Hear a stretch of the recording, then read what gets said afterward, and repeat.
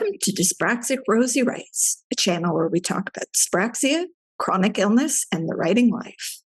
Due to the popularity of my video on traditional publishing that I did previously, I have decided that it would be a really great idea to do a 5-part series on the more business nuance parts of traditional publishing. So this is going to be divided up into 5 parts in total. You will hear the first part today in this video. So the 5 parts are the following: querying, dealing with rejection, working with publishers, author platform, and the subject is author brain. So here we go. Let's dive into the subject of querying and how exactly it works.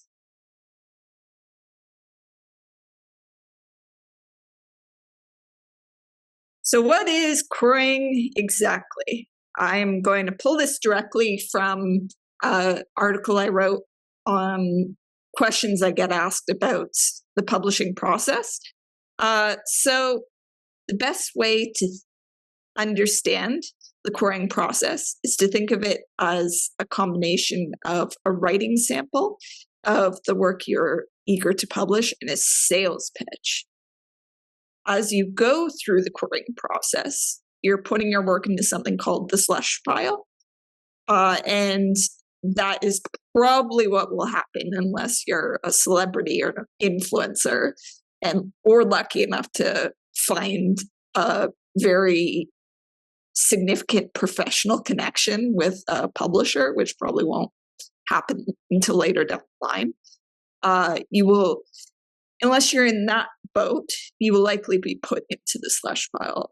So what is the Slush pile? The Slush pile is a pile of unsolicited manuscripts. So manuscripts that were not explicitly requested, but were put there because they were just submitted by people who have an idea and they think that that publisher or agent in particular would be interested in that idea. So that's what unsolicited means. And that refers to sales pitches for publishers or agents to pick and choose from based on their preferences and assumptions about what they can or cannot sell to the general public.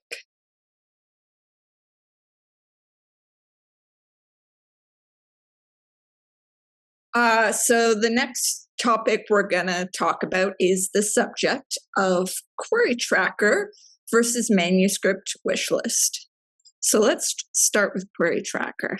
Now that we've got this open right here, I'll briefly talk you through exactly what the system is designed for. So QueryTracker is a global database of, you can see this number right here, of over 1,921 agents in order to put the full diversity of agents from basically across the English-speaking world. I've even seen it stretch as far as parts of Scandinavia. When I was in the querying trenches, I definitely spotted a few Swedish, Norwegian agents as well. And I have also seen this in terms of smaller publishers as well, have occasionally been put up on here, more like smaller and indie publishers. And so this acts as a database. Because it is a database, through having an account, you can track your queries and keep track of who you've reached out to and who has said what. So can the person on the other end. And you can look at all the nerdy data in terms of an agent's typical response time, reply rate, and things like that.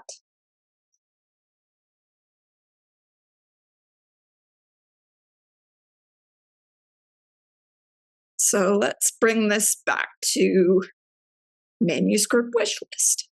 Manuscript Wishlist is a bit more of a public database. it uses a very specific hashtag. It started as a Twitter integrated system called the MSWL. So you can search for any publisher or agent through this. You can simply type in a subject matter. You can see right here that I have typed in Neurodivergent YA, Neurodivergent Young Adult, and that pulls up a few different recent examples of agents and publishers that are looking for similar things, and it allows you to find their contact information, figure out what they're looking for. Although, think of this as a starting point. I want you to look at tools like this and not rely on them blindly as just, oh, well, this person's accepting what I'm pitching, but rather use it as a way to look into what other books and projects they have previously done. Because I find that many of these databases, when you look into them, the way they say their preferences and interests, it can be quite vague. Like you might be going off of something like they're a really big fan of Friends and they happen to read Lord of the Rings once, but they're asking for something else completely different. And yes, that is a real example. So you can use systems like these for sure, but I would also recommend supplementing these systems as you're using them as tools to do your actual queries with looking up what sorts of books they have previously worked on, and also taking the initiative to reach out to authors that have previously worked with them in order to figure out what their experiences were like, and also get a greater sense of taste and interest as well, and see if any of them match up with your tastes and interests.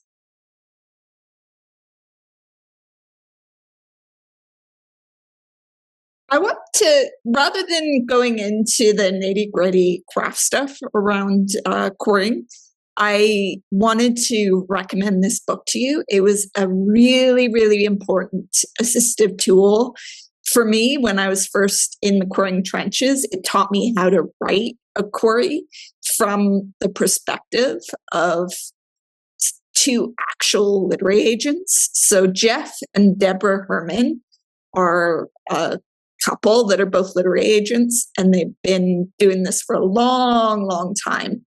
And so they go through basically everything.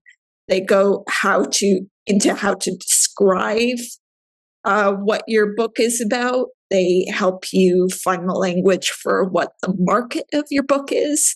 They help you go into comp titles, which is just this fancy industry term for what titles are competing titles in that area that agents and publishers can then go into to see how it is doing in that market and who it's attracting. And they go into even things like platform, describing what your platform is. Don't worry if all that sounds like a different language. I'm going to go into this as part of this series on the publishing industry. And they help you step by step go through how all these pieces of the query itself look and how they should look as you write them. And they even show you samples of what actually worked, which is really, really helpful, because then you can use that as a reference point to then apply that to your own query and write something very polished. I can't endorse this book enough. It has been a useful resource for me twice now. The first time with my debut book, and the second time when I had to then pitch my second book, the one that ended up going through to Bloomsbury.